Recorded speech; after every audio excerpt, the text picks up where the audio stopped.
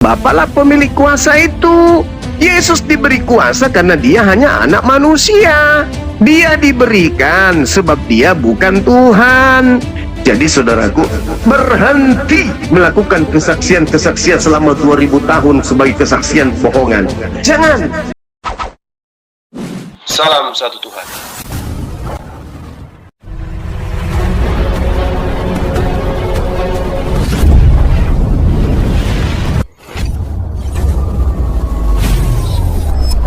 Ya, pengantar ini singkat para sahabat. Dukung semua ya sahabat-sahabat kita channel Densa News Muslim. Di like, di subscribe, di share sebanyak mungkin untuk supaya mencegah sahabat-sahabat kita di luar sana Tidak terpengaruh terhadap pemurtadan.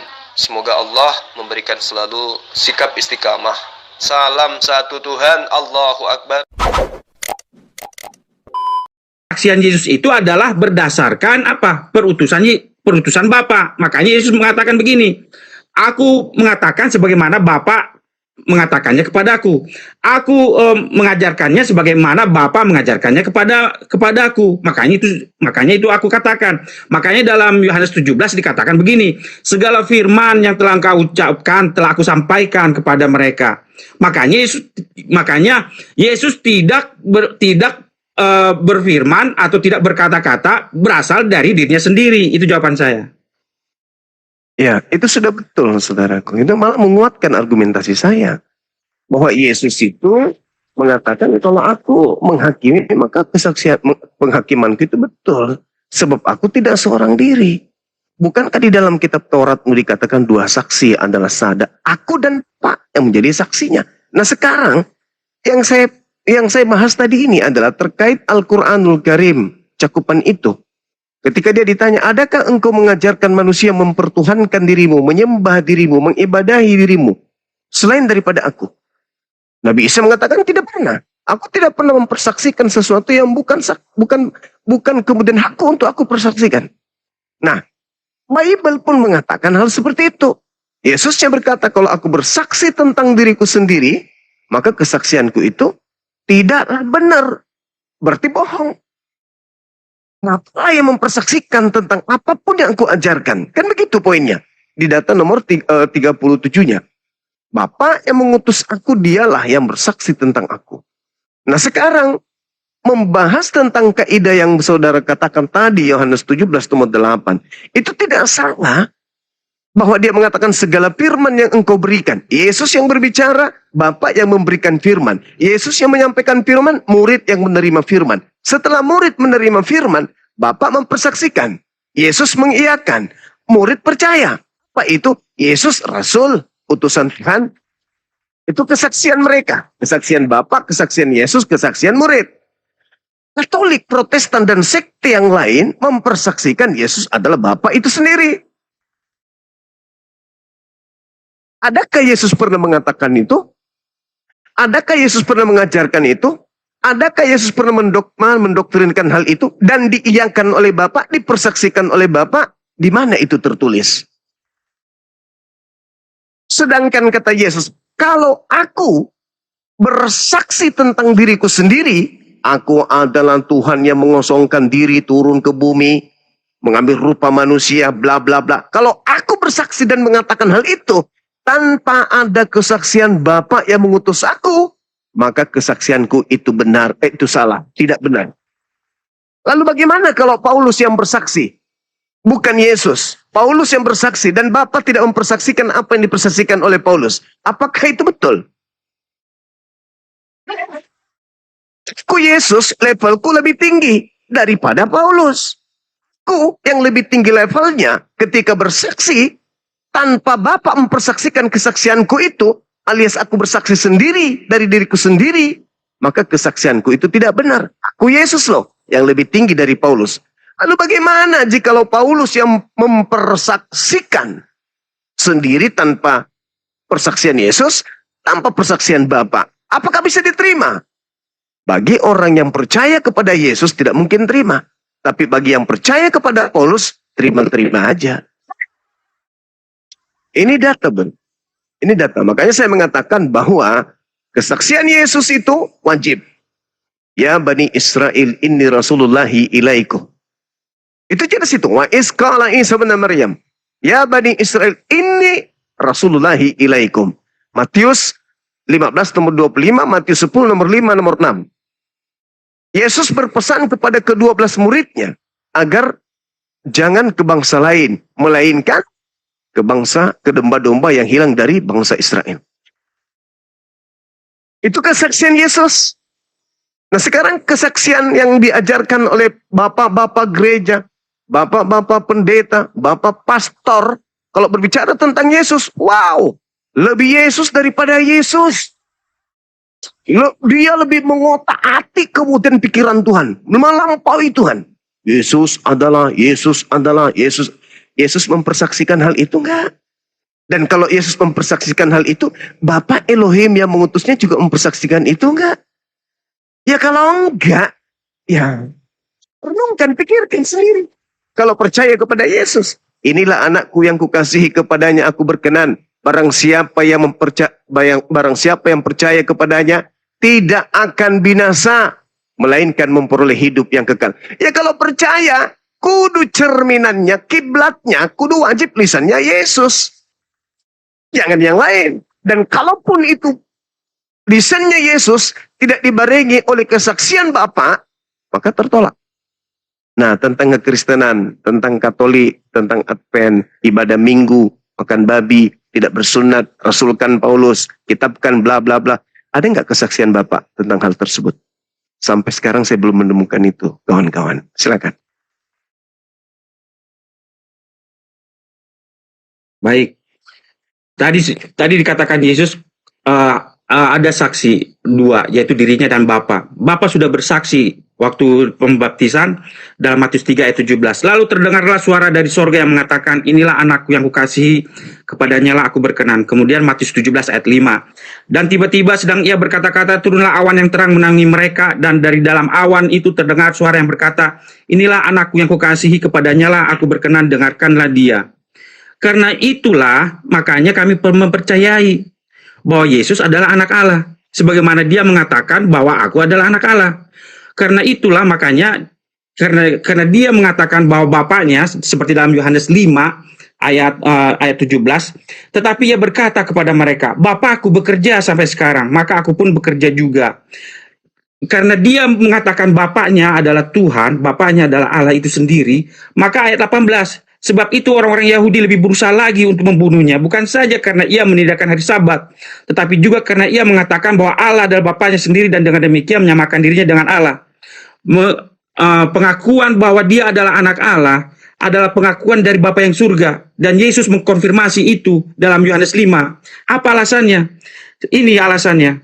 Sama Yesus mengidentifikasi dirinya bahwa kodratnya sama dengan Bapa. Dalam Yohanes 5 ayat 26 dikatakan begini, sebab sama seperti Bapa mempunyai hidup dalam dirinya sendiri, demikian juga diberikannya anak mempunyai hidup dalam dirinya sendiri. Jadi Yesus sedang menyamakan dirinya. Tidak ada nabi, tidak ada manusia, tidak ada seorang pun di dunia ini yang pernah mengatakan seperti Yohanes 5 ayat 26, sebab sama seperti Bapa mempunyai hidup dalam dirinya sendiri, demikian juga diberikannya anak mempunyai hidup dalam dirinya sendiri. Kemudian tidak ada seorang pun nabi yang mengatakan bahwa seperti ayat 21, sebab sama seperti Bapa. Jadi Yesus menyamakan dirinya sama seperti Bapa, sebab sama seperti Bapa membangkitkan orang-orang mati dan menghidupkannya, demikian juga anak menghidupkan barang siapa yang dikehendakinya. Tidak ada seorang pun manusia atau nabi yang mengatakan seperti itu, mengidentifikasi dirinya, menyamakan dirinya dengan Bapa. Tidak ada seorang pun yang seperti ayat 22 mengatakan seperti ini, Bapa tidak menghakimi siapapun, melainkan telah menyerahkan penghakiman itu seluruhnya kepada anak. Makanya di ayat 23, Yesus mengkonfirmasi itu semuanya dalam satu kesimpulan. Seperti di ayat 23, supaya semua orang menghormati anak sama seperti mereka menghormati Bapa. Barang siapa tidak menghormati anak, ia juga tidak menghormati Bapa yang mengutus dia. Ketika Bapa dianggap seorang Allah, atau ketika Bapa dianggap sebagai seorang Tuhan, Yesus sedang mengatakan bahwa penghormatan kepada Tuhan adalah diberikan juga layak, pantas diberikan kepada dirinya. Makanya Yesus mengatakan dalam Yohanes 5 ayat 23, supaya semua orang menghormati anak sama seperti mereka menghormati Bapa. Barang siapa tidak menghormati anak, ia juga tidak menghormati Bapa yang mengutus dia. Itu jawaban saya. Terima kasih. Saudaraku, tadi saya mengatakan kepada saudara, barang siapa yang mendengarkan penjelasan saya dan menggunakan kemudian akal bukan doktrin dogma pasti paham. Jika aku bersaksi tentang diriku sendiri, maka kesaksianku itu tidak benar. Nah, sedangkan kesaksian Yesus dikatakan benar jika mana kesaksian Yesus itu juga dipersaksikan oleh Bapa. Anda membaca dalil yang sebenarnya Anda nggak paham sendiri dalil itu. Anda mempersaksikan sesuatu di luar daripada dalil yang Anda baca. Anda membaca dalil tapi Anda nggak paham. Kenapa? Anda ingin mempersaksikan kesaksian palsu. Coba Anda lihat. Seluruh data yang Anda sajikan tadi itu, apa yang dikatakan di dalamnya? Sama seperti Bapa mempunyai hidup dalam dirinya sendiri.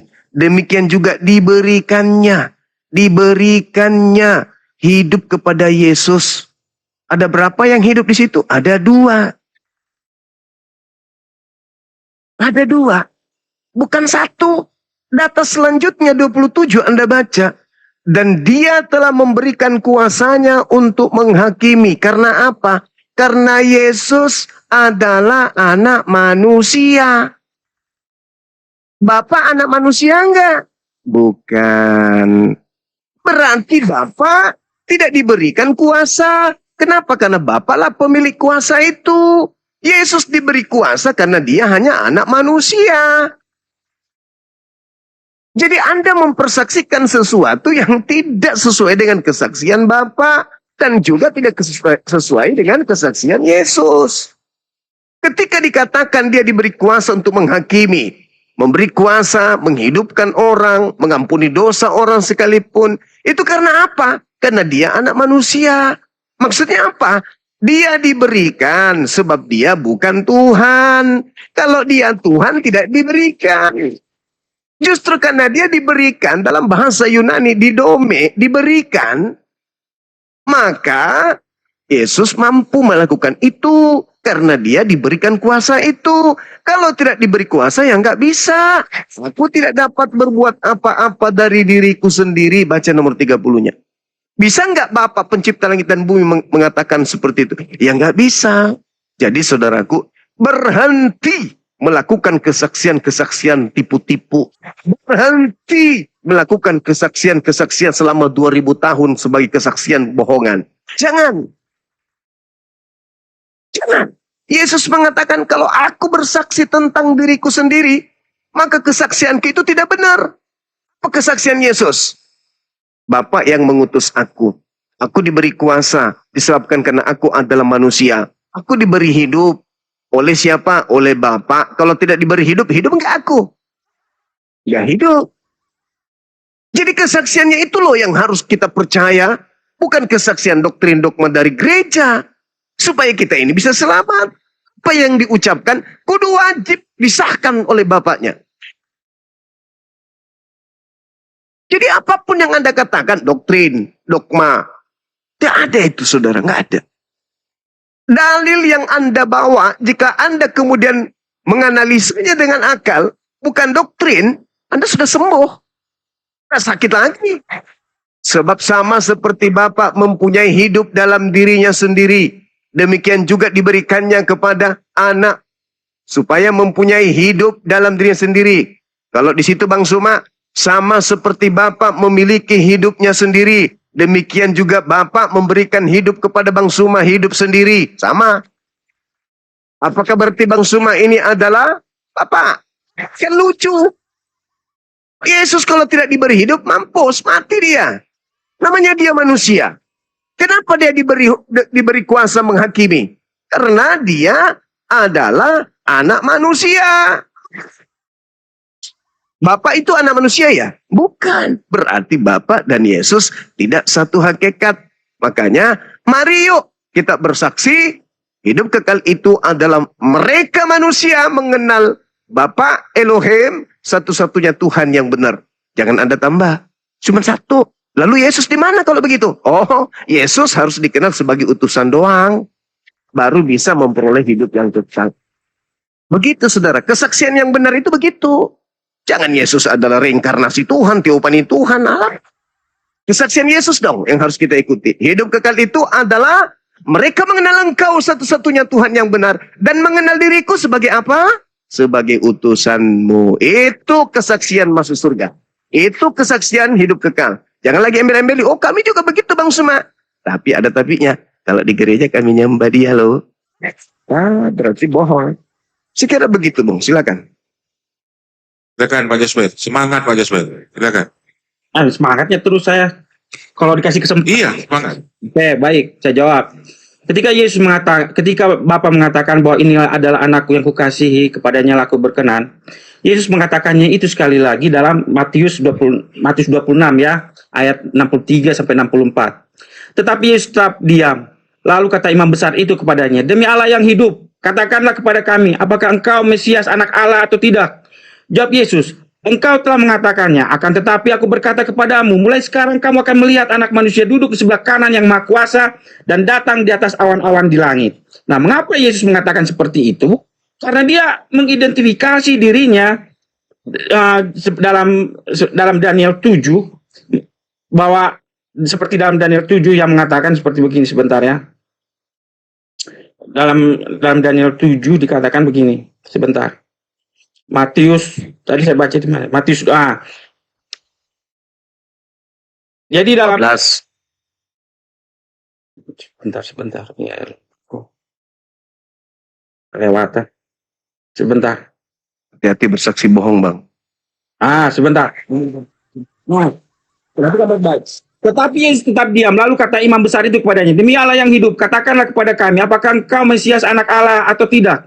Jawab Yesus, "Engkau telah mengatakannya, akan tetapi aku berkata kepadamu, mulai sekarang kamu akan melihat anak manusia duduk di sebelah kanan yang maha kuasa dan datang di atas awan-awan di langit." Yesus mengidentifikasi dirinya dengan Daniel 7 ayat 13. Tidak ada seorang pun atau siapapun yang mengidentifikasi dirinya dalam Daniel 7 ayat 13. Daniel 7 ayat 13. Ini bunyinya. Sebentar Bang Zuma. Terakhir satu ayat aja. "Aku terus melihat dalam penglihatan malam itu tampak datang dengan awan-awan dari langit seorang seperti anak manusia. Datanglah ia kepada yang lanjut usianya itu dan ia dibawa ke hadapannya." Jadi Yesus mengidentifikasi dirinya bahwa dia satu-satunya yang ada di hadapan yang lanjut usianya itu dalam Daniel 7 ayat 13. Dia menyamakan dirinya seperti itu.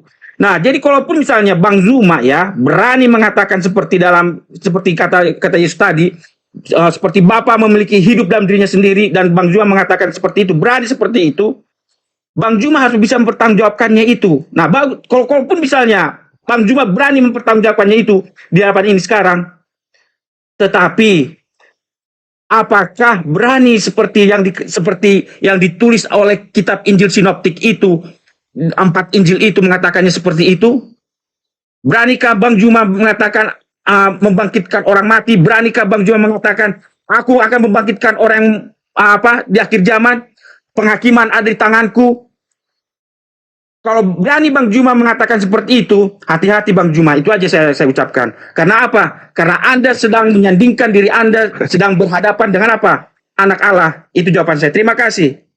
Saudaraku, harusnya kalau Anda, sekali lagi saya katakan, kalau Anda itu mau jujur, bersaksi sesuai dengan kesaksian Yesus yang disahkan Bapa, Anda tidak sampai kepada kondisi yang meresahkan gitu loh. Anda meresahkan ini. Ketika Anda membawa Matius 26, ketika ditanya Yesus, tidakkah engkau memberi jawab atas tuduhan-tuduhan, atas kesaksian-kesaksian ini terhadap engkau? Yesus diam aja kan? Yesus diam aja. Lalu kata imam besar itu kepadanya, "Demi Tuhan yang hidup, katakanlah kepada kami, apakah engkau Mesias anak Tuhan atau bukan?" Yesus menjawabnya bukan.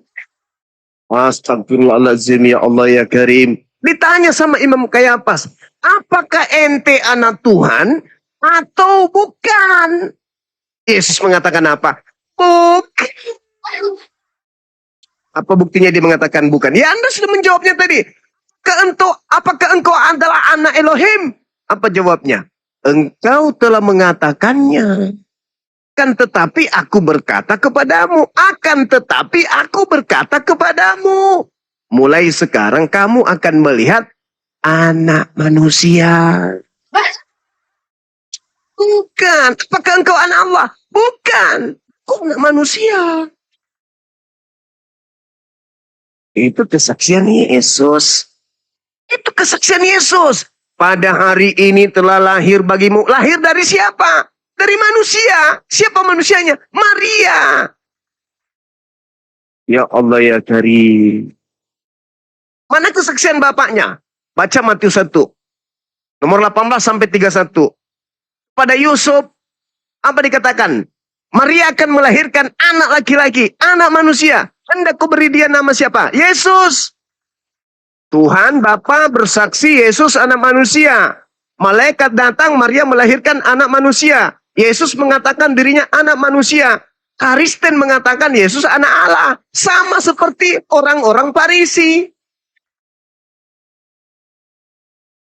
Ayo kawanku, mari bersaksi. Ikuti kami. Yesus adalah Rasul utusan Tuhan. Selesai. Hidup kekal itu adalah mereka mengenal Engkau. Satu-satunya Tuhan yang benar. Dan mengenal Yesus satu natur aja. Bukan dua natur. Satu natur. Apa itu? Rasulullah. Titik. Mau hidup kekal? Kenali dua. Pertama, Tuhannya Yesus satu-satunya Tuhan. Yang kedua, Yesus utusan Tuhan. Selesai. Sederhana kok itu. Jadi kalau Anda mengatakan, ini loh Bang Suma, ini loh. Apa ini loh? Orang-orang dalam keadaan genting. Dalam keadaan sangat-sangat menentukan hidup matinya oknum tersebut. Ditanya, apakah ente anak Tuhan? Engkau yang mengatakan itu. Tetapi, kau mengatakannya bahwa mulai sekarang kau melihat anak manusia. Bukan berarti anak Tuhan. Kau yang mengatakan itu, tetapi aku berkata kepadamu. Beda. Apa yang aku katakan kepadamu? Anak manusia. Makanya tadi di awal saudaraku, andaikan Anda tidak pintar, tidak pandai kemudian bersilat lidah, Anda cepat menjawab. Tidak ada kesaksian Bapa Elohim tentang Katolik, tentang Kristen, tentang Paulus, tentang Lukas, tentang Markus, tentang kitab-kitab yang kami amalkan. Tentang tidak makan, tentang makan babi dan tidak bersunat, tentang masuk ke gereja hari Minggu itu Bapak nggak pernah bersaksi tentang hal itu. Bahkan Bapak tidak pernah bersaksi tentang sekte yang kami anut sekarang ini. Oh, saksi. Tapi kan Anda punya kelihayan silat lidah, kemana-mana, ujung-ujungnya juga Bapak nggak pernah bersaksi tentang agama saudara. Nah, sedangkan Yesus mengatakan apa tolak ukurnya? Kalau aku bersaksi tentang diriku sendiri, kesaksianku itu bisa dipercaya atau tidak? Tidak bisa. Kenapa? Karena tidak benar. Nah, bagaimana kalau gereja yang bersaksi tentang Yesus? Gereja bersaksi, pendeta bersaksi. Benar nggak? Ya itu sudah pasti tidak benar. Yesus aja bersaksi dirinya tentang dirinya sendiri nggak benar, apalagi pendeta di gereja, apalagi pastor. Jadi mari teman, jemaat-jemaat, tinggalkan hal-hal yang tidak benar di hadapan Tuhan. Silakan. Baik. Dalam Yohanes 5 dalam Yohanes 10 ayat 30 sampai 36 dikatakan begini. Aku dan Bapa adalah satu. Kata Yesus kepada mereka, banyak pekerjaan baik yang berasal dari Bapakku yang kuperlihatkan kepadamu. Pekerjaan manakah di antaranya yang menyebabkan kamu melempari aku? Ayat 33. Jawab orang-orang Yahudi itu, bukan karena suatu pekerjaan baik maka kami mau melempari engkau. Melainkan karena engkau menghujat Allah dan karena engkau sekalipun hanya seorang manusia saja menyamakan dirimu dan Allah. Ayat 36. Masihkah kamu berkata kepada dia yang dikuduskan Bapa dan yang telah diutusnya ke dalam dunia, engkau menghujat Allah karena aku telah berkata aku anak Allah? Jadi Yesus sendiri mengatakan bahwa dia adalah anak Allah. Nah, itu mengkonfirmasi pengakuan Bapa pada waktu baptisan bahwa inilah anakku yang kukasihi, kepadanya lah aku berkenan. Kemudian yang kedua kalinya ketika di bukit pemuliaan, Bapa mengkonfirmasi lagi, inilah anakku yang kukasihi. Kemudian di Yohanes 10 ini dikatakan bahwa dia sendiri mengaku bahwa dia adalah anak Allah. Kemudian di Matius 16 ayat 16, Petrus pun mengakui bahwa dirinya adalah anak Allah. Dan sepanjang pengakuan orang lain terhadap dirinya bahwa dia adalah anak Allah, Yesus tidak pernah mengatakan tidak. Itu jawaban saya. Terima kasih Bang Zumi. Saudaraku, tadi itu Yesus mengatakan, tidak apakah engkau adalah anak Allah atau tidak? Yesus mengatakan, engkau yang mengatakan itu. Tetapi aku berkata kepadamu, mulai sekarang engkau akan melihat anak manusia. Berarti tidak dong. Dia menolak. Saudara, tadi dalil ketika Anda membaca aku dan Bapa adalah satu, tadi kesaksiannya gimana? Yang Anda bawa itu tadi apa? Sama seperti Bapak memiliki hidup sendiri, demikian juga diberikan. Kan dua tuh. Dua. Terus Anda membawa Yohanes 8, nomor 17-18. Kan Anda sendiri yang membawa, saudaraku. Bukankah dua saksi adalah sah? Akulah yang bersaksi tentang diriku dan juga Bapak yang kan dua di situ. Gimana?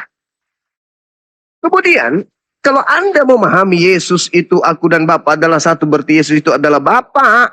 Coba Anda lihat pernyataan. Ini lagi-lagi kesaksian Yesus ya. Kesaksian Yesus nih, kita harus berkiblat kepada kesaksian Yesus, orang yang mulia ini. Jangan ke doktrin, jangan ke dogma. Apa kata Yesus? Waktu Yesus mengajar di bait suci, Yesus berseru, apa katanya? Memang aku Yesus kamu kenal. Kamu memang mengenal aku. Dan kamu tahu dari mana aku berasal. Namun, aku datang bukan atas kehendakku sendiri, tetapi aku diutus oleh Dia yang benar, yang tidak kamu kenal. Memang kamu mengenal aku, tetapi kamu tidak mengenal Dia yang mengutus aku. Kok katanya satu? Memang kamu mengenal aku, tetapi kamu tidak mengenal siapa yang mengutus aku.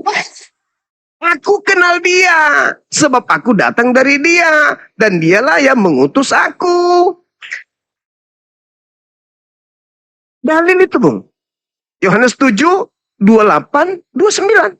Kamu memang mengenal aku, tetapi kau tidak mengenal Bapa yang mengutus aku. Loh, katanya aku dan Bapa adalah satu. Berarti maksud dalil itu satu visi, satu tujuan. Bukan berarti satu hakikat. Karena kenapa? Yesus sendiri mengatakan, kau memang mengenal aku. Hakikatku manusia, kau mengenal aku. Tetapi kau tidak mengenal Dia yang telah mengutus aku. Nah, satu ilmu yang perlu saudaraku pahami, Anda harus camkan dalam benak saudara.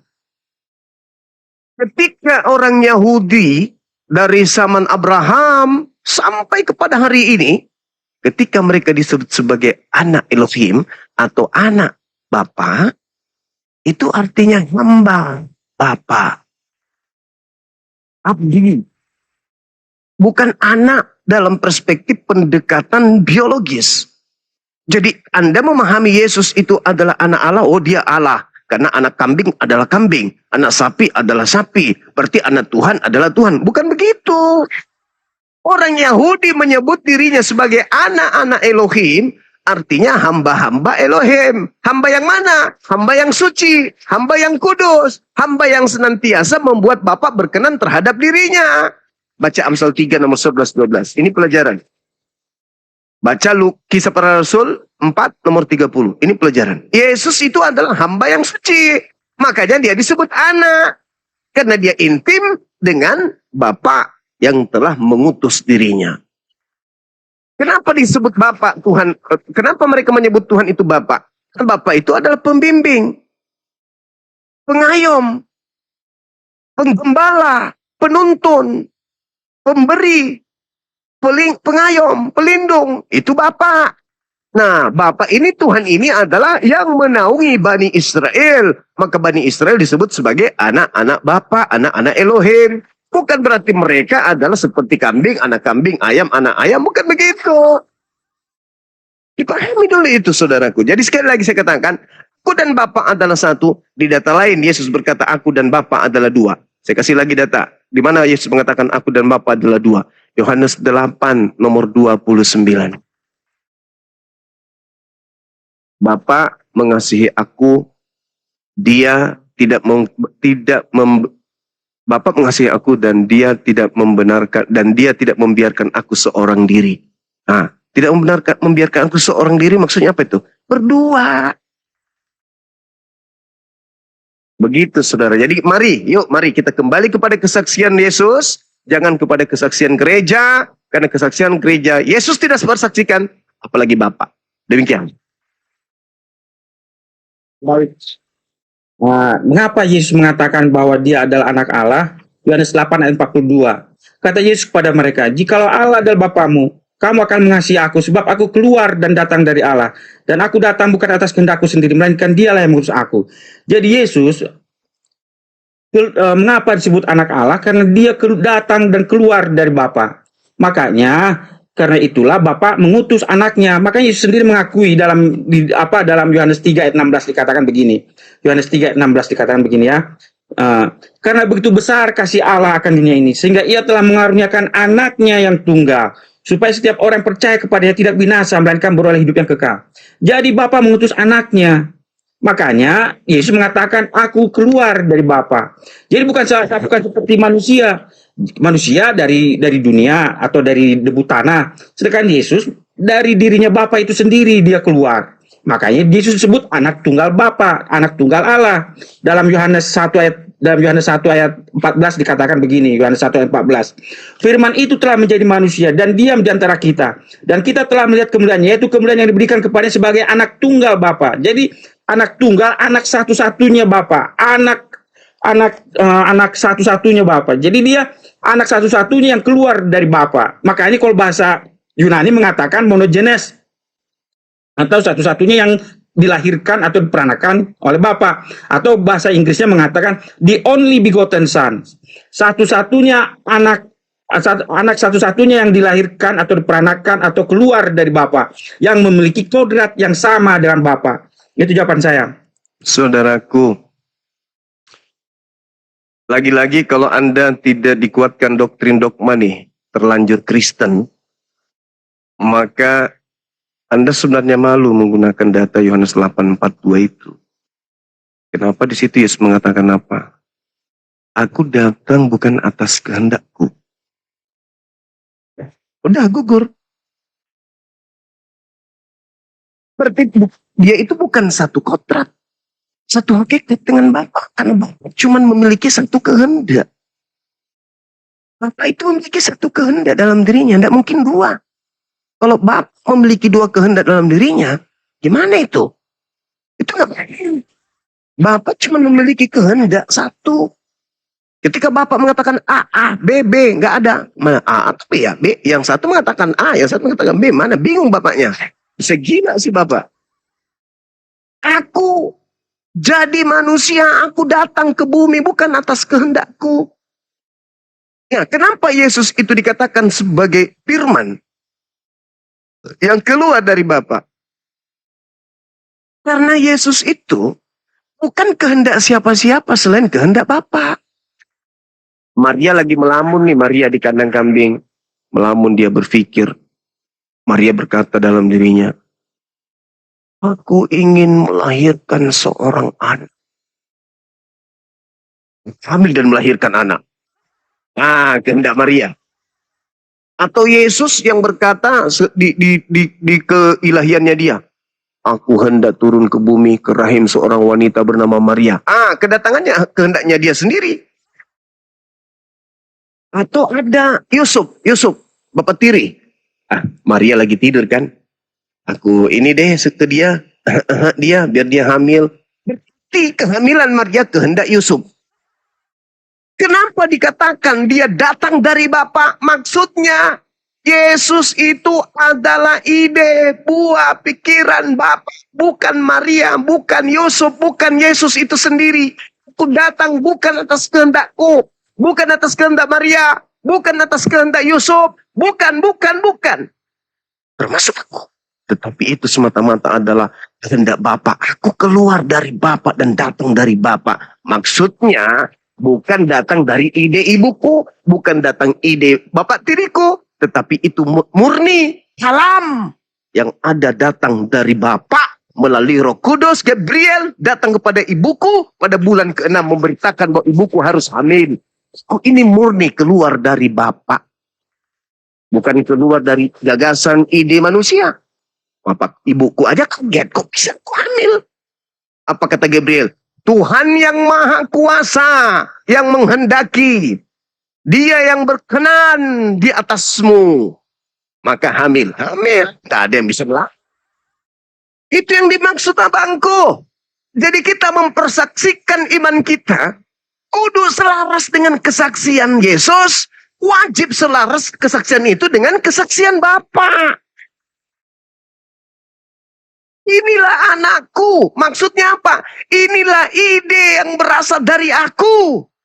Aku yang punya ide membuat Maria hamil supaya aku memiliki kemudian anak yang lahir tanpa bapak. Manusia, nabi, rasul kepada Bani Israel, lahir tanpa bapak biologis. Ini anakku. Kepadanya aku berkenan.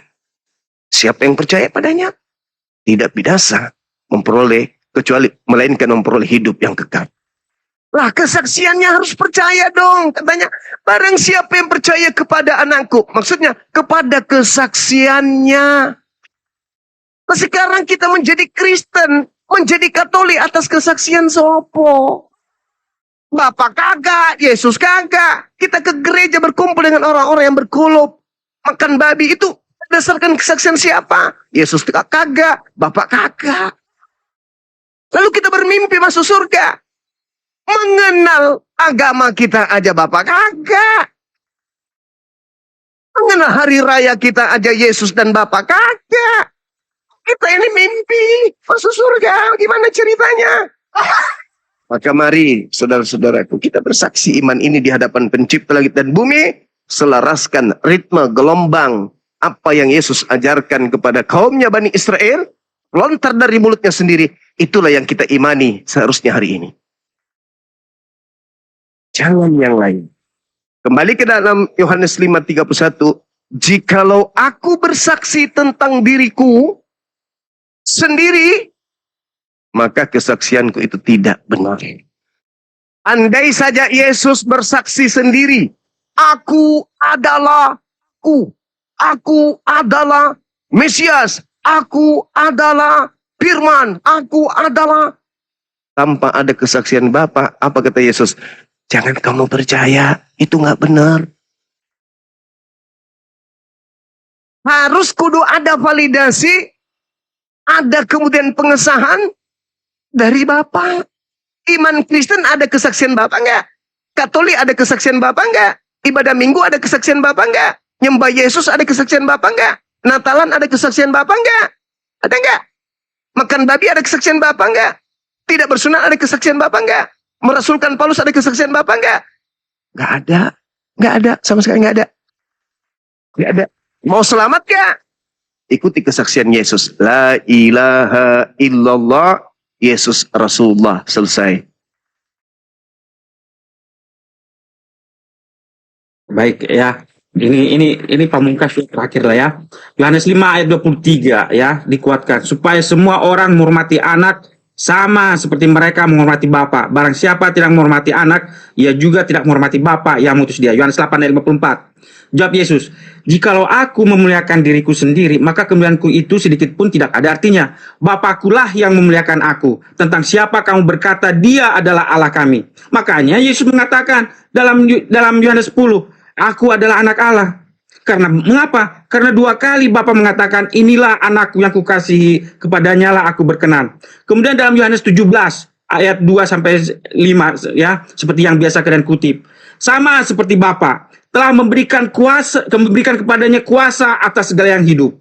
Demikian pula ia akan memberikan hidup yang kekal kepada semua yang telah engkau berikan kepadanya.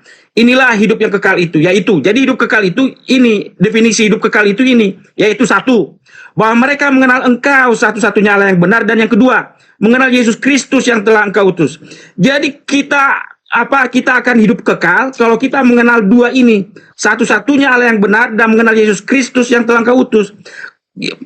Tidak pernah ada di Alkitab mengatakan bahwa inilah hidup yang kekal itu, bahwa mereka mengenal engkau satu-satunya Allah yang benar dan mengenal Musa. Tidak ada. Tetapi atau Daniel atau Petrus, tidak ada.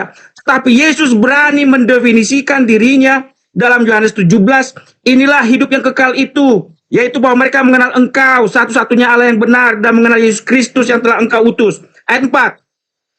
Aku telah mempermuliakan engkau di bumi dan jalan menyelesaikan pekerjaan yang telah engkau berikan kepadaku untuk melakukannya. Oleh sebab itu ya Bapa, permuliakanlah aku padamu sendiri dengan kemuliaan yang kumiliki dari hadiratmu sebelum dunia ada.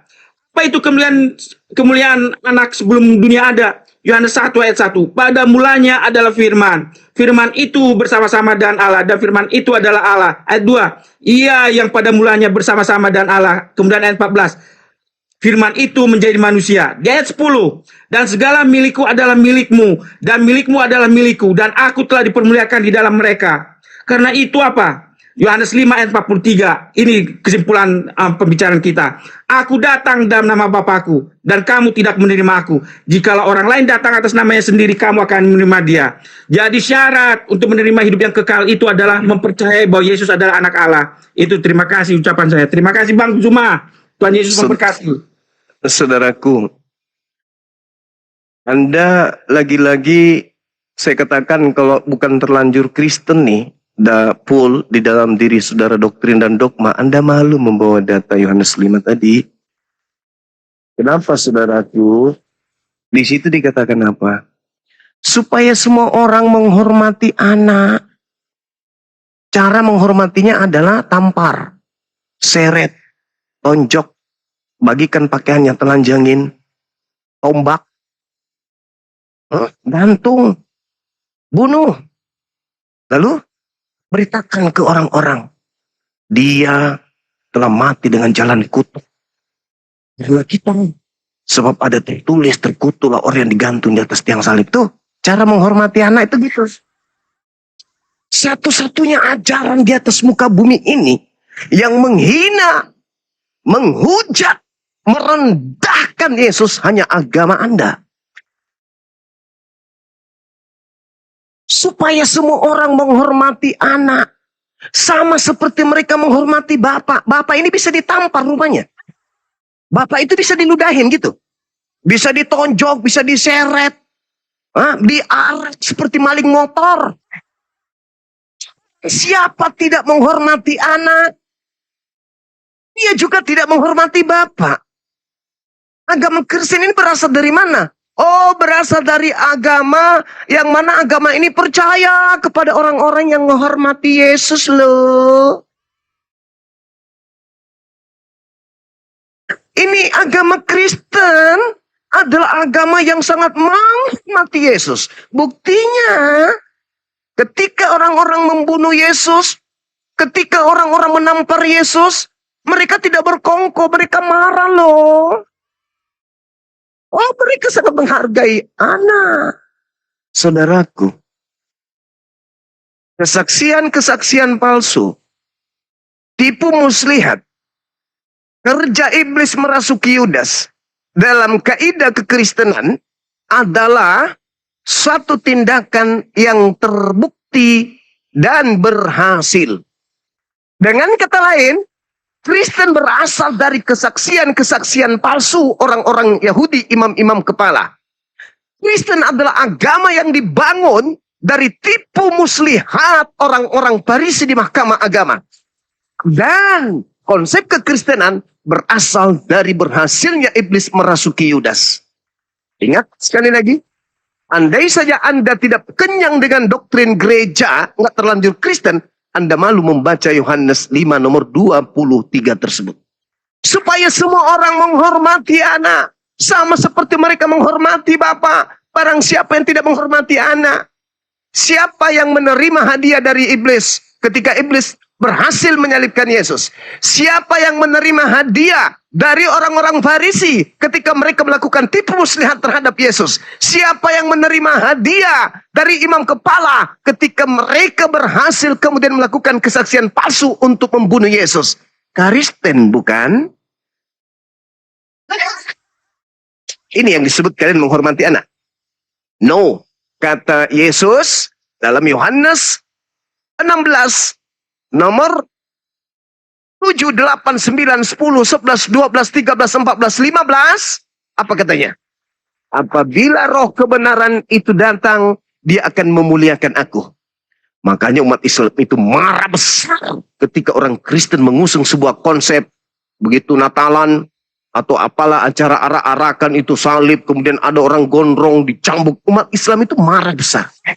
Itu penghinaan terhadap Nabi Allah yang datang kepada Bani Israel.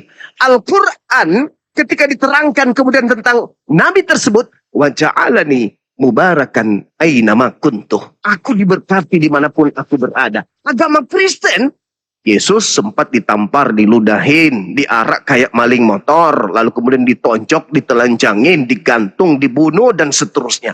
Apa masih kurang penghinaan itu? Al-Quran mengatakan, wa ja'alani mubarakan ainama kuntuh. Aku diberkati dimanapun aku berada. Wa barran biwalidati walam yaj'alni jabbaran syaqiyya. Aku menghormati ibuku. Aku melihat karangan-karangan yang ada dalam kitab saudara, tidak pernah satu kali pun Yesus diceritakan di dalam Bible, 4 kitab kanon dan juga surah Paulus. Tidak pernah sekalipun Yesus memanggil ibu kepada wanita yang melahirkan dengan susah payah. Tunjukkan dalilnya, adakah Yesus pernah memanggil ibu yang melahirkan di Bible dengan panggilan ibu? Ibu, mami, mam. Tidak pernah, satu kali pun tidak pernah. Al-Quran mengatakan, wa barran biwalidati wa lam yaj'alni jabbaran syaqiyya. Aku diajarkan berbakti kepada ibuku. Wa ja'alani mubarakan ainama kuntu. Aku diberkati di setiap hidupku, di setiap detik hidupku, gak pernah aku dikutuk. Kristus telah menebus kita dari kutuk hukum Taurat dengan jalan menjadi kutuk karena kita. Enak kali kau. Sedangkan Yesus itu adalah hamba yang taat. Tak ada alasan yang untuk dikutuk oleh Elohim demi orang-orang jahat.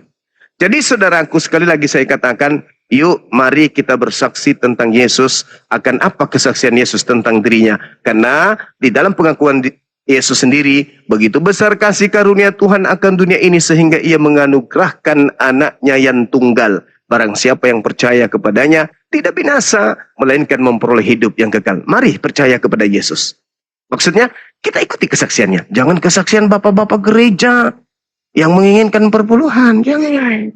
Kembali ke ajaran awal. Kembali kepada apa yang Yesus tanamkan kepada orang-orang Israel. Hidup kekal adalah mengenal dirinya satu natur, yaitu Rasul yang diutus oleh Bapa ke tengah-tengah Bani Israel. Selesai. Terima kasih Saudara Joel. Silakan belajar lagi, perdalam lagi materi-materinya. Ingat, belajar Bible, lepaskan dulu doktrin dan dogmanya. Belajar betul-betul. Anda bisa membaca itu bahasa Indonesia kok, disusun dengan kata per kata, pasti kita bisa paham. Silakan. Closing statement-nya Bang Zuma ya, closing statement-nya terakhir ya. Boleh. Ya, Silakan. Closing statement. Closing statement saya adalah Matius 20 ayat 17 sampai 19.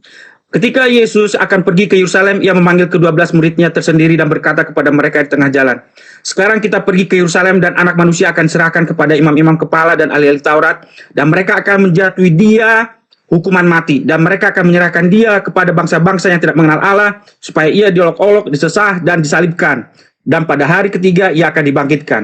Jadi Yesus mati di kayu salib, memang itu adalah kehendak Bapa, dan dia menuruti kehendak itu dan dia sudah mengatakannya itu sebelum Yesus menjalani penyaliban. Terima kasih Bang Zuma, Tuhan Yesus memberkati.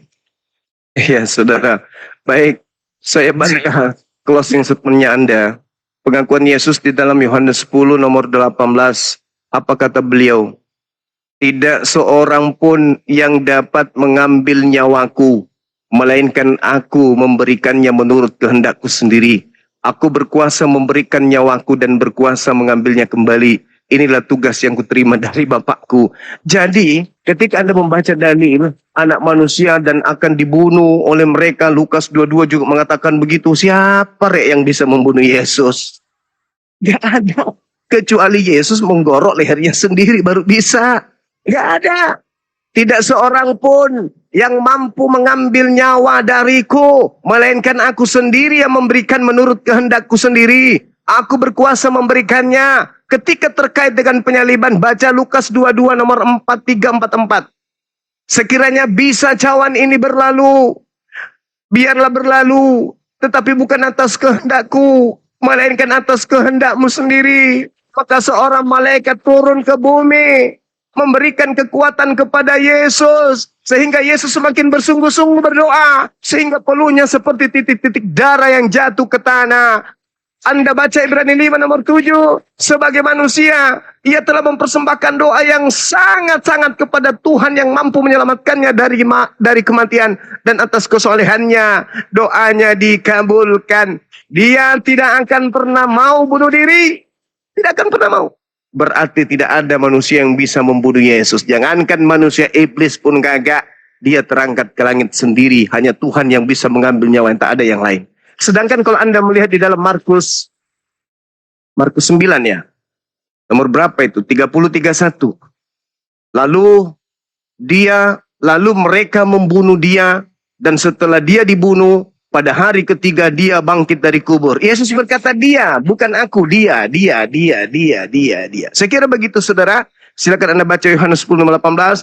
Tidak akan ada yang pernah bisa membunuh Yesus. Hansip Romawi, gak bisa. Hansip Romawi mulai dari RT, RW, kepala desa, camat, bupati, gubernur gak akan pernah sanggup membunuh Yesus.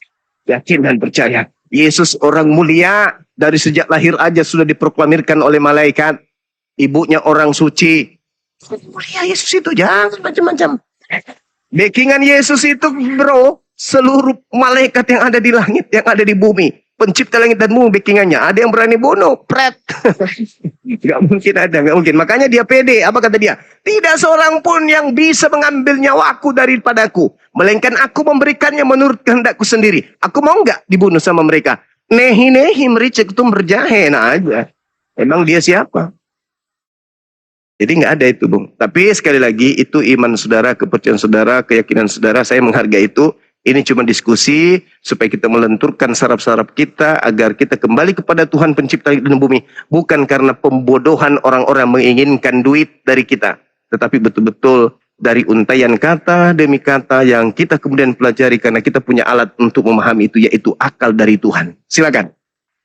Terima kasih ya, Bang Zuma. Makasih saudara Jos. Iya Bang Josmes. Saudaraku diskusi dengan baik. Masya Allah.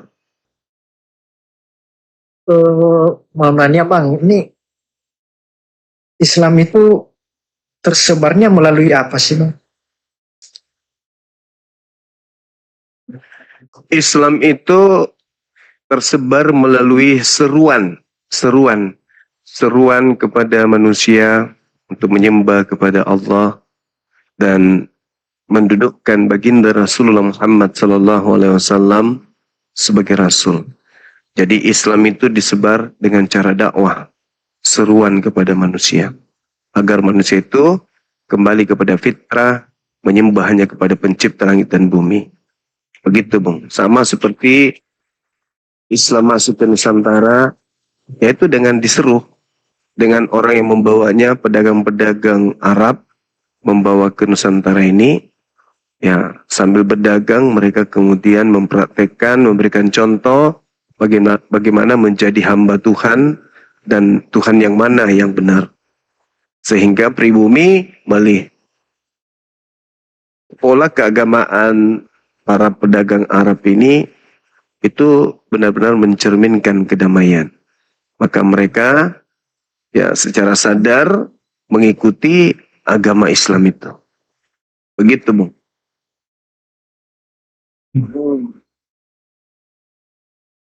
Boleh lanjut lagi nanyanya, boleh nggak? Boleh. Ini saya masih ragu-ragu Bang, kan Islam kan pas Islam muncul kan pas Muhammad menerima wahyu kan Bang. Iya. Nah, pas wahyu itu diterima oleh Muhammad menyebar wahyu itu melalui apa Bang? Melalui Al-Quran itu apa? Oh, dakwah ya. Oh. Iya. Setiap kali beliau mendapatkan wahyu, beliau sampaikan kepada orang yang ada di sekelilingnya. Orang yang ada di sekelilingnya kemudian percaya kepada beliau, ya ikut. Oh, gitu ya. Iya.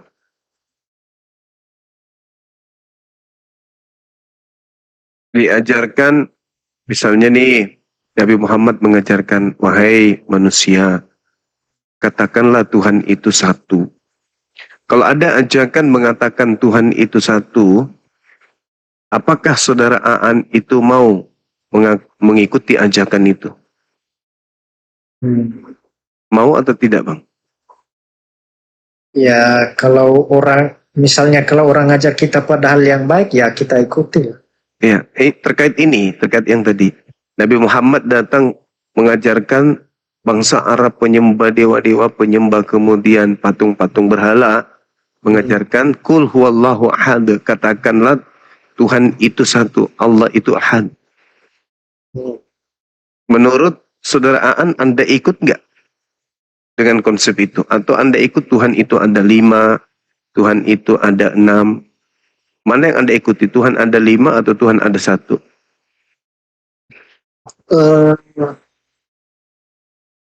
Ya Tuhan yang satu lah. Nah, tuh. Kedua, Nabi Muhammad mengajarkan kepada bangsa Arab kala itu, Allahus Samad. Tuhan yang satu itu adalah segala-galanya tergantung kepadanya. Segala makhluk tergantung kepadanya. Segala alam semesta tergantung kepadanya. Bukan dia tergantung kepada makhluk. Jadi Nabi Muhammad mengajarkan Tuhan yang satu itu adalah tempat bergantungnya seluruh makhluk. Nasib makhluk itu berada di tangannya. Nah, menurut saudara, ketika datang ajaran ini, Tuhan itu satu, Anda terima. Tuhan itu tempat kemudian mengharap, Tuhan itu tempat berdoa, Tuhan itu tempat bergantung. Ataukah Tuhan yang bergantung kepada makhluknya? Yang mana yang Anda pilih? Tuhan tempat bergantung atau Tuhan digantung? Mana yang Anda pilih?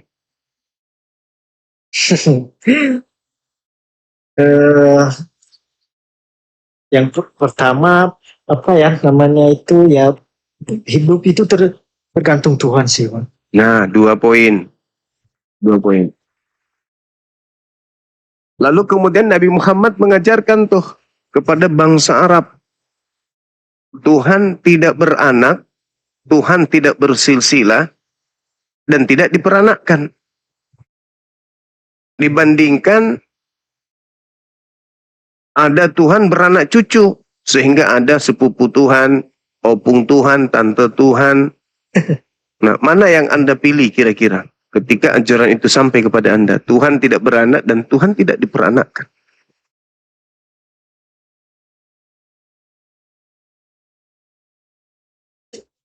Atau Tuhan diperanakkan oleh Tuhan lain. Mana yang Anda pilih? Tergantung konsepnya, Bang. Tergantung konsep. Iya. Jadi kalau Tuhan tidak diperanakkan artinya kan Tuhan tidak beranak, dan tidak diperanakkan artinya Tuhan itu kembali kepada konsep awal. Tuhan itu satu. Kalau Tuhan beranak berarti Tuhan itu banyak. Kira-kira mana yang Anda pahami? Tadi apakah Anda ingin meninggalkan konsep awal Tuhan itu satu atau Tuhan itu banyak?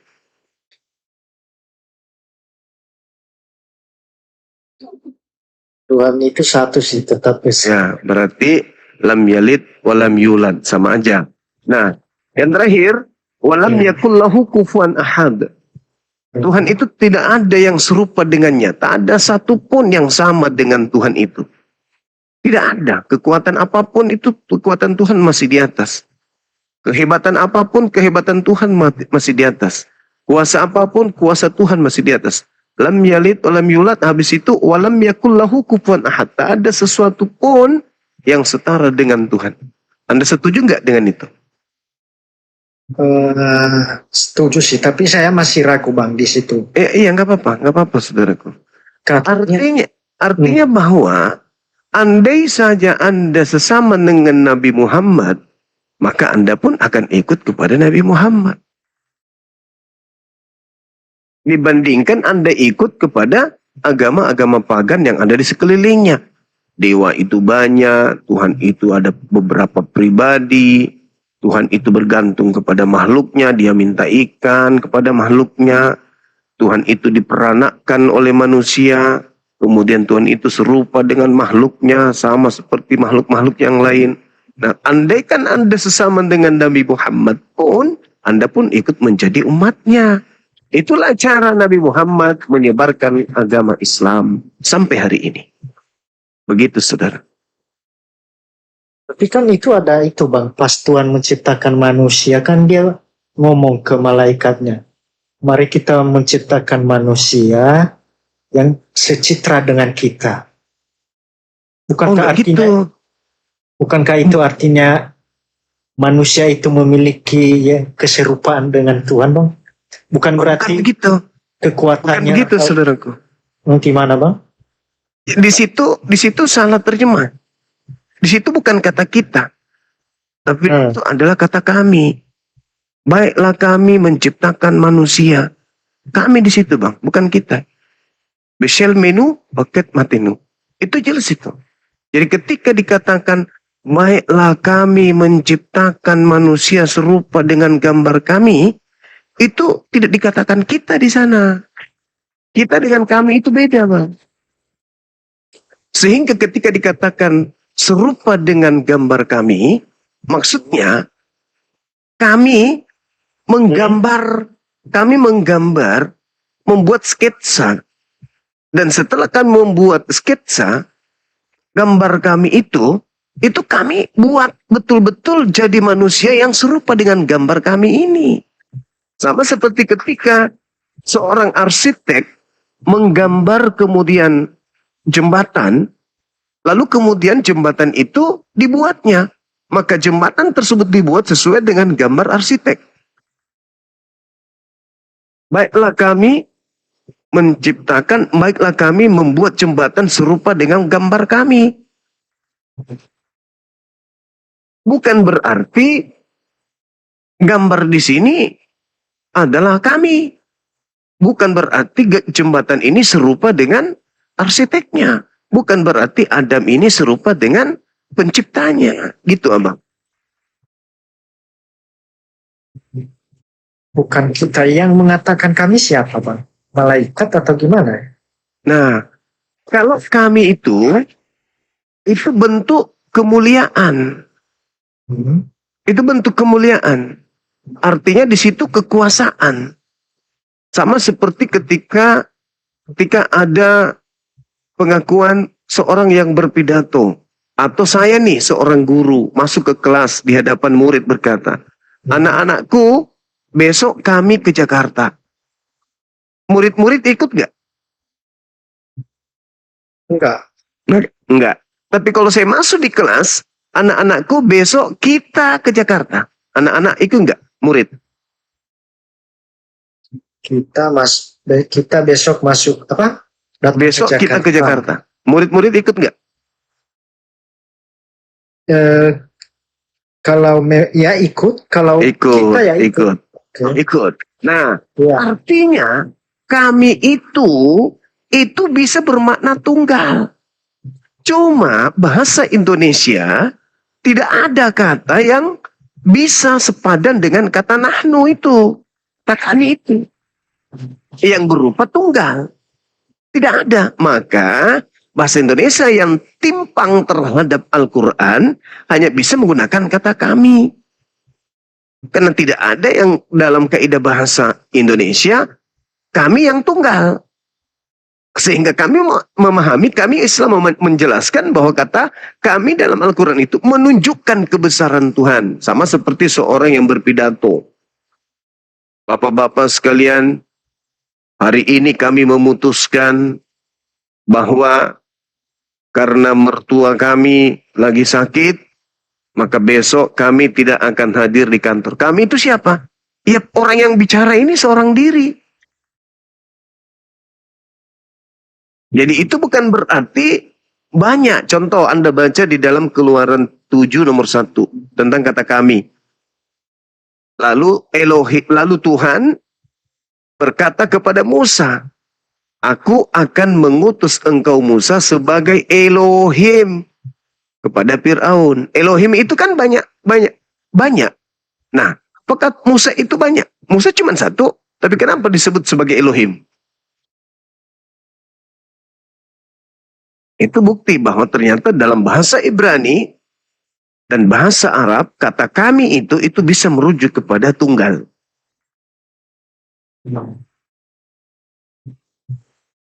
Begitu abangku. Hanya saja karena saudara Kristen ini menganut ajaran yang terkontaminasi dengan ajaran Trimurti, maka kata kita di situ itu rasanya seakan-akan Tuhan itu ternyata ada jamak banyak. Begitu saudara. Sederhana kok itu. Berarti pas Tuhan menciptakan manusia, dia berkata kita, kami apa? Kami. Iya, kami. Coba Anda lihat Ibraninya. Kami itu tidak mengatakan kita di situ. Kita itu bahas murni Indonesia punya. Sedangkan kata kami itu adalah terjemahan. Bahasa meaning. Tujuan kami di situ berarti tidak serupa, berarti Bang. Oh bukan. Sama seperti ketika saya nih membentuk gambar. Ya.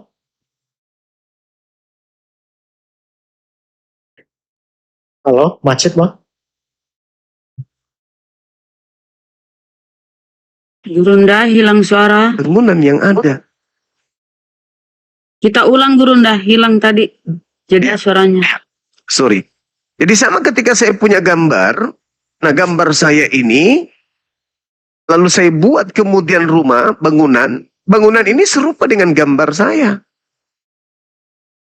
Serupa dengan rupa. Artinya apa? Serupa dengan keinginan saya. Serupa dengan ide. Serupa dengan gagasan. Serupa dengan maunya saya.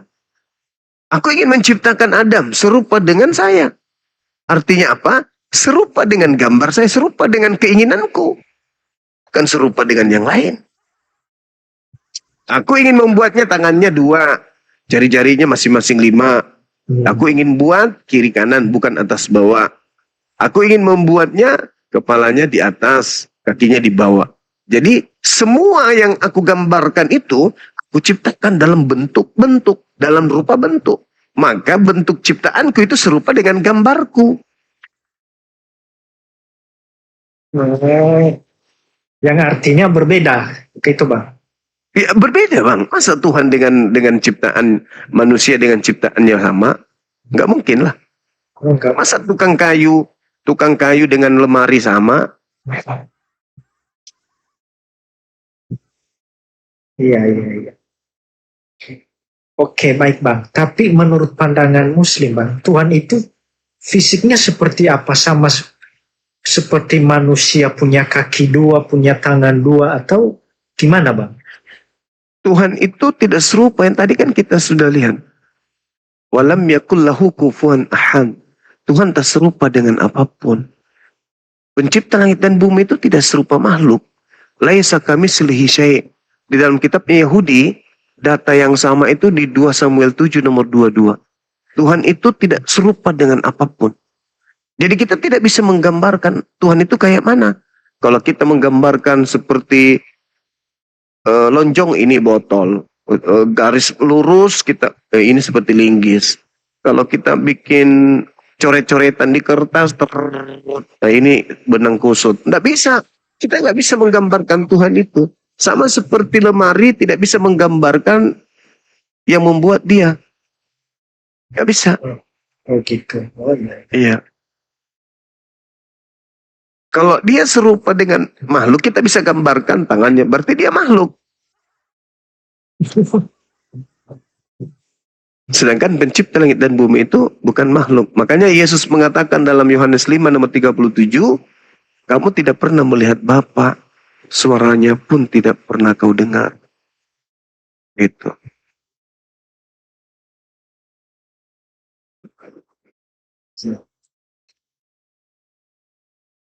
Ya, kalau ada yang perlu ditanyakan lagi sama teman-teman sih boleh Bang. Pengen dengerin aja.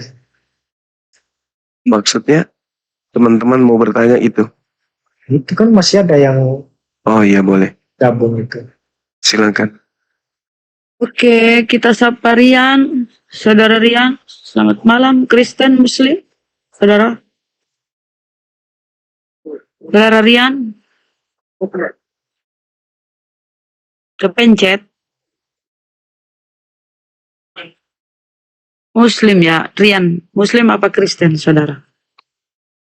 Kristen sih kayaknya Bang. Itu dia Rian Papua tuh. Oke. Monitor, Pak Rian. Rian, rupanya Pak Rian ini lagi. Oh, satu lagi Bang. Boleh. Al-Quran itu ada yang ini saya nggak tahu kalau benar ya. Itu kalau saya lihat-lihat di konten-konten orang-orang itu katanya Al-Quran itu turun langsung atau ditulis orang, Bang. Jadi Al-Quran itu turun. Ayat-ayat Al-Quran itu turun. Nuzul artinya turun. Diturunkan ayat suci Al-Quran itu selama 22 tahun lebih. Al-Quran itu diwahyukan oleh Allah kepada baginda Rasulullah Muhammad SAW. Jadi dia bukan berupa buku yang jatuh dari langit, enggak.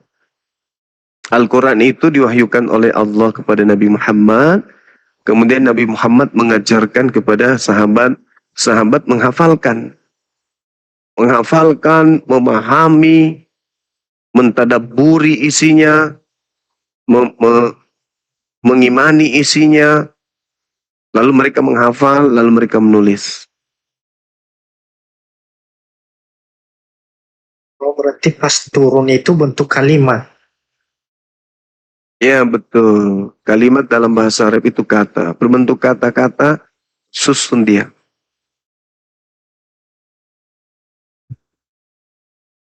Disampaikan kepada baginda Rasulullah Muhammad SAW.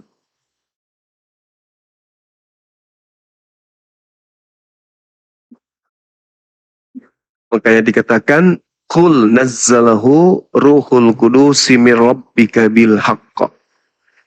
Katakanlah wahai Nabi Muhammad, Roh Kudus menurunkan Al-Quran dari Tuhanmu dengan kebenaran.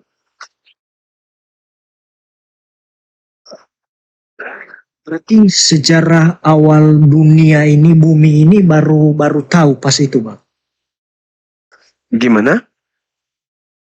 Pas kan ini kalau di Alkitab kan cerita sebelum Tuhan menciptakan manusia kan dia menciptakan langit dan bumi dulu itu. Kalau di Al-Quran baru diceritakan pas turunnya Al-Quran dong berarti, Bang. Iya betul. Jadi Al-Quran itu diturunkan secara berangsur-angsur. Jadi tidak seperti di Kejadian, itu seperti penelitian, disusun 1, 2, 3, 4. Meskipun di kitab Kejadian itu terjadi hal yang masalah besar. Ada yang bertentangan dengan ilmu pengetahuan di situ. Karena dikatakan sudah ada siang dan malam, sementara matahari nanti di hari keempat diciptakan. Jadi masalah besar di situ. Maksudnya kalau kita menggunakan ilmu sains, itu tidak rasional. Mana mungkin ada siang dan malam, matahari belum dicipta. Begitu, Bang. Matahari diciptakan nanti hari keempat. Nah, bagaimana bisa dikatakan hari pertama kalau belum ada matahari?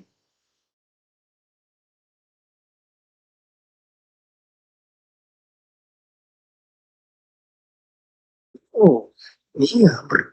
Berarti umat Muslim baru tahu dunia ini diciptakan pas wahyu itu turun ke Muhammad, Bang. Jadi gini, saudara, sudah fitrah kita sebagai manusia bahwa kita ini ciptaan. Begitu datang Al-Quran meneguhkan iman kami bahwa memang alam semesta ini ada yang menciptakan, yaitu pencipta. Kami menyebutnya Khalik.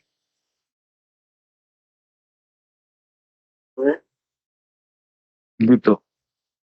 Sama seperti nabi-nabi yang lain juga. Contoh misalnya Nabi Musa itu sendiri. Ya nanti beliau tahu tentang pencipta, tentang ciptaan setelah wahyu datang kepada beliau. Begitu juga umatnya setelah datang pengajaran dari melalui Nabi Musa lah baru mereka tahu tentang penciptaan. Sebelumnya enggak. Tapi mereka sadar di antaranya bahwa pencipta itu pasti ada. Tuhan itu pasti ada.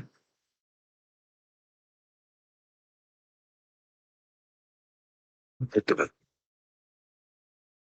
Ada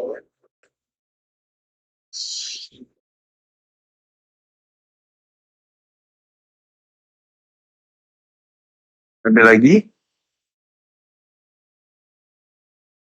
Si ini Bang Juma ini orang mana, Pak? Saya Bugis Makassar. Oh, Makassar. Oh, Iya. oh, kenapa? Saya Siap. sih cuma pengen tahu aja, belajar-belajar aja. Iya, nggak apa-apa. Itu bagus, abangku. Bagus itu. Ya biar kita nggak salah tafsirkan. Kadang di konten-konten atau di media-media sosial itu kan kadang ada banyak konten-konten yang hoax-hoax kan. Kadang ini itulah ya kan. Iya, Kita kan. betul. Ya. Jadi lebih baik kita langsung tanya aja biar kita nggak terkecoh sama berita-berita hoax. Iya, betul itu. Betul. Oke, Bang. Silakan, apa lagi yang ingin kamu ketahui tentang Islam? Eh, itu aja sih. Kalau soal apa namanya kebaikan sih semua agama mengajarkan kebaikan ya Bang ya. Iya, betul. Tapi ya itu tadi saya nanya-nanya yang nggak paham aja sih. Iya.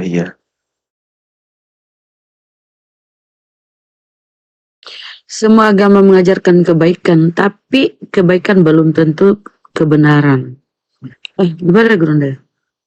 Baik belum tentu benar. Baik belum tentu benar. Itu, Bang. Iya. Pernah dengar sih kalimat itu. Maksudnya gimana itu, Gurunda? Baik belum tentu benar.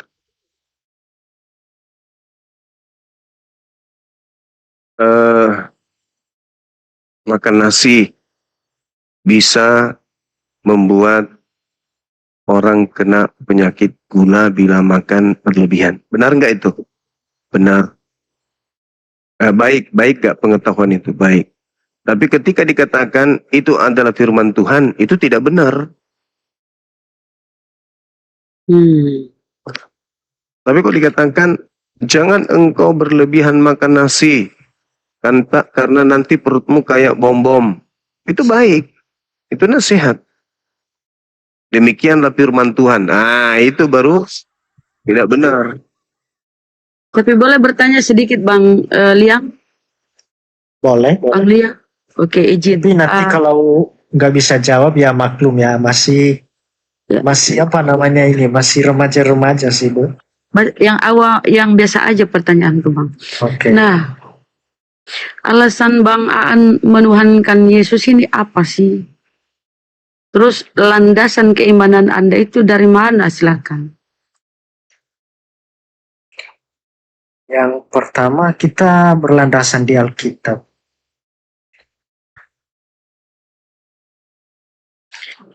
Oh. Di mana itu Bang? Bisa tahu datanya di mana? Data apa Bu maksudnya? Sehingga Anda menuhankan Yesus ini. Maksudnya penguat data keimanan Anda di Bible Anda itu bagian mana? Nomor berapa? Silakan.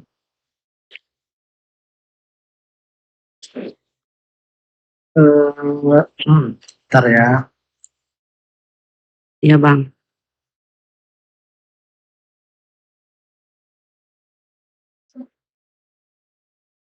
Bagaimana tadi Bu? Saudara Aan ini kan menuhankan Yesus. Ya tentu berdasarkan data-data di kitab Anda tuh. Oh iya. Ada rujukan yang Anda imani. Silakan. Bagian mana itu kira-kira silakan. Kenapa saya menuhankan Yesus? Yang pertama kan saya nggak tahu ini sih Bu, nggak paham-paham betul saya Bu. Aduh, gimana Gurunda? Silakan. Coba kasih. Enggak sama aku ditanya. Saya ajarin boleh? Hebat kali. Boleh Bang, silakan. Bang Aan saya ajarin. Sama ya, sama guru kami Bang ya, silakan. Diskusi. Ya, aku dulu sama si Zuma itu. Aku dulu sama si Zuma. Oh ya, silakan. Naikkan aku. Sama-sama kita buka data ya. Wih, keren. Tapi nggak bisa oke ini nanti guru ya. Ada yang bertanya tadi, di mana dasar-dasarnya menuhankan Yesus?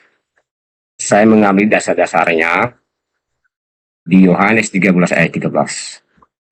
Aku guru dan Tuhan. Itu dasar-dasarnya mengambilnya. Jadi Kasih paham ketua. singkat aja lah. Ada datanya itu. Tapi singkat aja aku tanya sama si Ju.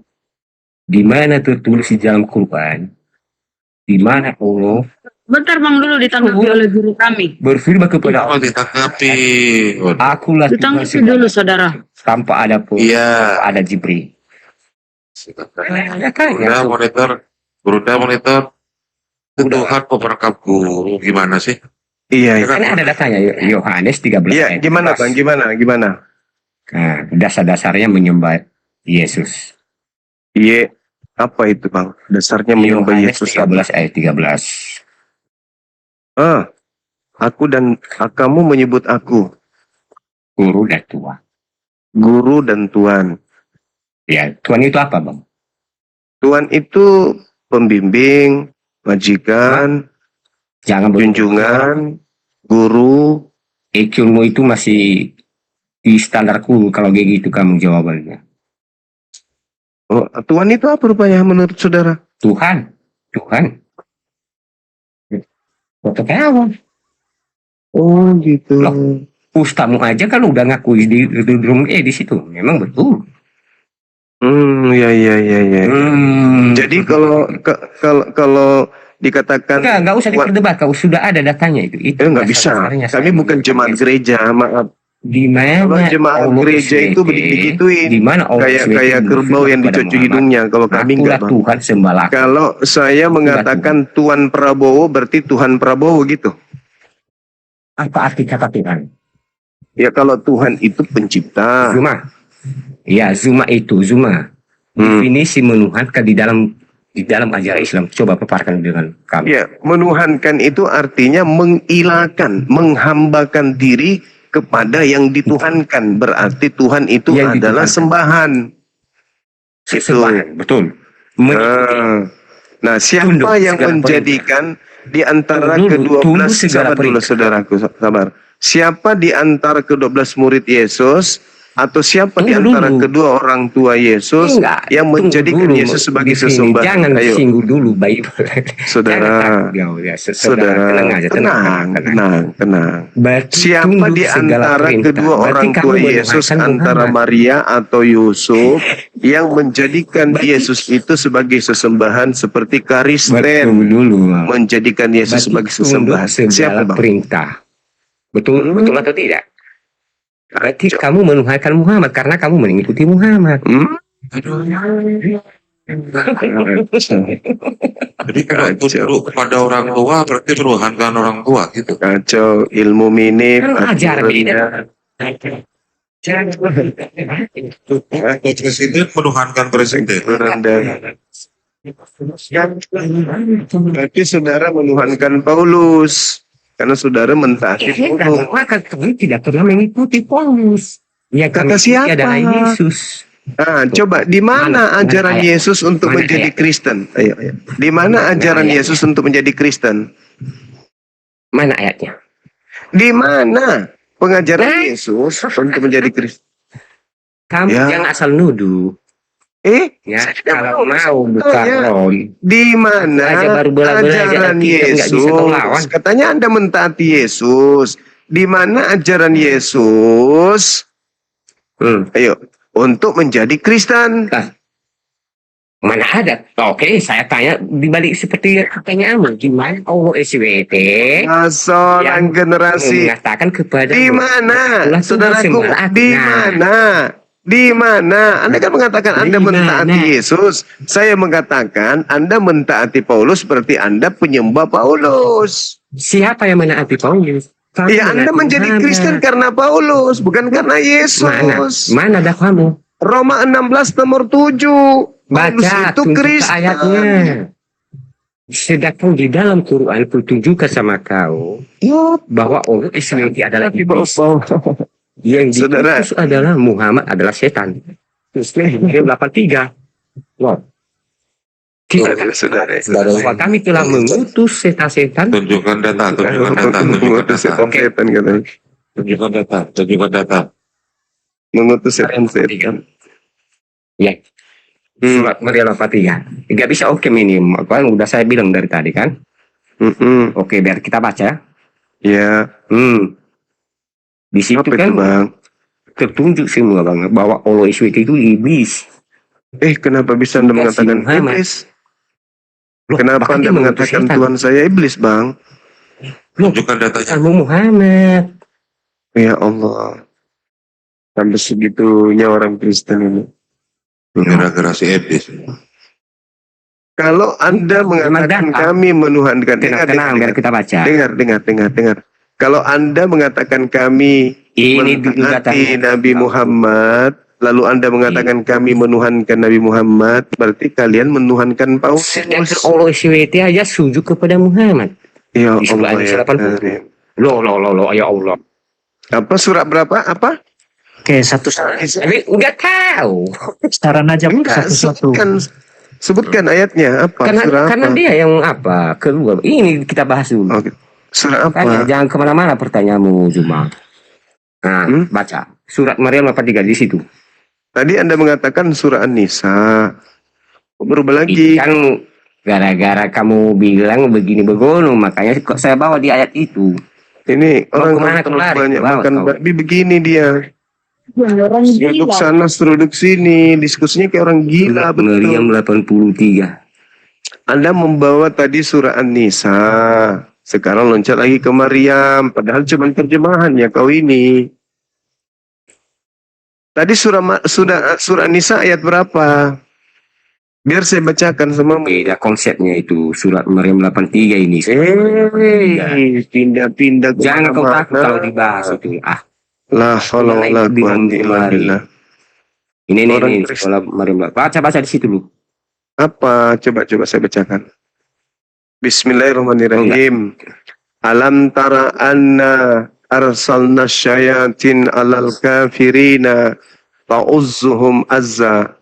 Tidakkah engkau memperhatikan bahwa aku Allah Subhanahu wa taala telah mengutus iblis kepada orang-orang kafir? Ya cocoklah itu. Iya, satu betul. Betul. Berarti Allahmu yang mengutus setan di sini kan? Iya benar. Berarti dia setan kan?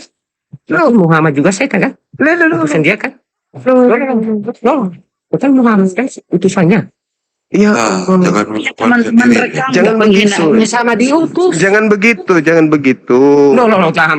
Tuhan mengutus Iya. iblis, itu betul. Iya juga Muhammad kan? Juga Muhammad juga. Nah, sekarang kalau Anda mengatakan bahwa ya jangan emosi, jangan sampai kerobek mulut lu pakai kapak. Oke. Dengar. Kalau Anda menuduh bahwa yang mengutus iblis itu adalah iblis, begitu kan? Iblis. Iya. Betul. Sekarang kalau kita baca di dalam kitab saudara bahwasanya Tuhan mengutus iblis, berarti Tuhan Anda iblis. Ya kan itu. Oke, Oke. Misalkan ada Satu Raja-Raja 22:23. Oh, Karena itu itu mendadakan sesat itu. kenapa? Baca. Oke, saya baca. Satu Raja-Raja Selesaikan dulu. 22:23. Dulu. Karena itu sesungguhnya Tuhan telah menaruh roh dusta ke dalam mulut semua nabimu ini, sebab Tuhan telah menetapkan untuk menimpakan malapetaka kepadamu. Oke. Bagi Udah Tuhan. paham aku tuh. Baca Tuhan. dulu dari awal, dari apa? Dari Baca dulu dari siapa yang Baca kenapa Tuhan yang baca dulu. Bacakan lagi. Zuma. 2 Tesalonika 2 nomor Masih. 11. Dan itulah sebabnya Tuhan Tuhan mengutus kesesatan atas mereka yang menyebabkan mereka percaya akan dusta. Nah, Tuhanmu iblis kan? Hah? Nah, Sudah saya pegang. Ini dalilnya Tuhanmu iblis. Dengar lagi. Iya, usah 1 saya Samuel tanggapi. 16 nomor 14. Tetapi roh Tuhan telah mundur daripada Saul dan sekarang ia diganggu oleh roh iblis yang berasal yang diutus dari Tuhan. Nah, iblis diutus oleh Tuhan. Sudah? 1 Samuel 18 nomor Sudah? 10. Keesokan harinya Satu-satu. iblis yang berasal dari Tuhan berkuasa atas Saul sehingga Saul kerasukan di tengah-tengah rumah. Itu bukti Tuhanmu iblis. Jadi itu sudah terbukti. Tuhanmu Sudah? iblis. Sudah? Tuhanmu iblis. Tidak apa-apa. Ini kamu framing. Ini ayat Giliran saya baca dalil dibilang framing. 83. Kalau saya mengatakan alam tara anna arsalna Jangan syayatin diminum. alal kafirin, memang betul. Iblis itu diutus kepada orang Sudah kafir. bicara. Nah, Kau kamu sudah bicara. kafir. Kamu kafir. Kau sudah Berarti bicara. iblis itu kafir. Anda baca 2 Sudah Tesalonika 12 Jangan. nomor 7. Paulus sendiri mengatakan apa? Aku Kau di sudah bicara, dalam diriku, di dalam diriku kata Anda, Paulus apa? Tersiksa kau semua. Dengarin Saudara. dulu Bang Data, nanti Bang tanya. Saudara, di dalam diri Paulus Sudah sering ada aku utusan diomongin. iblis. Dengar, saya bacakan. Saya bacakan kitab saudara Kita di lihat mana Paulus. Saya bacakan ya. Berhenti dia ngomong. Enggak, saya bacakan kepada saudara. Supaya ada iblis itu Diturunkan. paham. Di Oh. dalam tubuh Paulus itu ada iblis. Itu jelas itu. Tertulis di kitab Anda sendiri bahwa Paulus mengakui di dalam dagingku ada seorang utusan iblis untuk menggoco aku. Tuh dalilnya. 2 Mana Korintus tadi Bang 12 Data? nomor 7. 2 Korintus 12 nomor 7 Paulus mengakui bahwa di dalam tubuhnya ada utusan iblis. Ayo. Berarti yang mengutus iblis kepada Paulus ini siapa? Hah? Dan yang mengajarkan kalian agama Kristen ini siapa? Siapa di belakang Paulus? Iblis yang menggocok Paulus. Dari mana 13 kitab Paulus ini? Bisikan iblis yang ada di dalam tubuh Paulus. Itu dalil. Jadi jangan kesurupan. Kalau Anda mengatakan apakah Allah Subhanahu wa taala mengutus iblis? Ya, saya akui. Karena Allah berkuasa atas segala sesuatu. Tuhanku mengutus iblis. Oh, hebat kali Tuhanku. Tuhanmu dicobai iblis. Rendah kali Tuhan kau. Tuhanku dicobai iblis. Tuhan meskipun- dibopong sama iblis. Lalu Enggak, Bang. iblis membawa Yesus ke padang. Itu kan tujuannya, Bang. Iya. Itu kan tujuannya untuk menguji bahwa memang kuasa Tuhan itu kan kuat, Bang. Jadi pada saat itu kan Yesus kan dicobain oleh iblis. Namun pada akhirnya tidak juga tercobai. Intinya ya Yesus tidak ikut pada setan ya. Artinya dia menunjukkan bahwa kekuasaannya itu lebih tinggi dari setan. Itu menunjukkan kepada manusia itu, menjelaskan artinya. Pantaskah kemudian Tuhan dicobai oleh iblis, abangku? Sebenarnya tidak bisa, cuman Tuhan memperlihatkan kepada manusia bahwa kuasanya itu tidak ada yang bisa menandingin. Enggak, bukan itu yang ditunjukkan Yesus. Yesus menunjukkan apa? Hanya kepada Bapa lah yang di langit kamu berbakti. Ya, Nah, berarti bukan Yesus yang Tuhan. Ada yang lebih tinggi. enggak. Itu kan Yesus mengatakan itu, dia mengatakan ke siapa, Bang? Ke iblis. Iya, tapi untuk apa itu? Kan buat manusia, Bang. Ya, Yesusnya di situ bukan didudukkan sebagai Tuhan. Iblisnya mendudukkan dia sebagai anak Tuhan, hamba Tuhan. Bukan sebagai Tuhan, dia diuji di situ sebagai anak Tuhan, sebagai utusan Tuhan, sebagai hamba Tuhan, bukan diuji sebagai Tuhan. Iblis mengatakan, jikalau engkau adalah anak Elohim, anak Bapa, ya, berarti dia tidak mengatakan dia Bapa, dia anak Bapa, gitu loh.